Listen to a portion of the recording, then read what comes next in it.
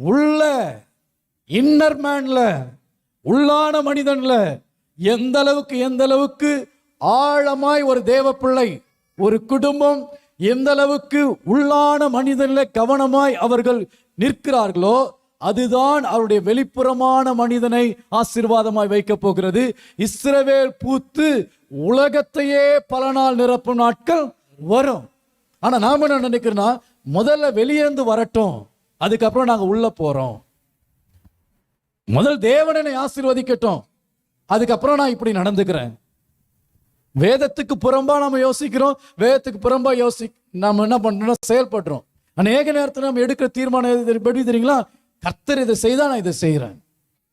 முதல்ல வெளியே இருந்து அவர் செய்யட்டும், அதுக்கப்புறம் உள்ள இருந்து நான் செய்யறேன்.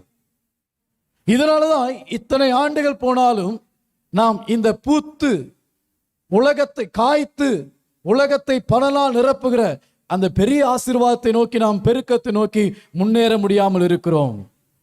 தேவன் எனக்கு கொடுத்தா நான் கொடுக்கிறேன்.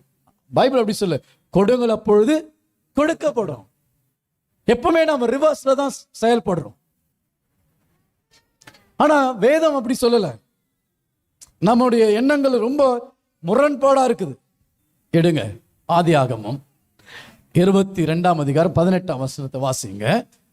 நீ என் சொல்லுக்கு கீழ்ப்படிந்தபடியினாலே, 22, நீ என் சொல்லுக்கு கீழ்ப்படிந்தபடியினால் உன் சந்ததிக்குள் பூமியில் உள்ள சகல ஜாதிகளும் ஆசீர்வதிக்கப்படும் என்று என் பேரில் ஆணையேற்றேன் என்று கர்த்தர் சொல்லுகிறார்.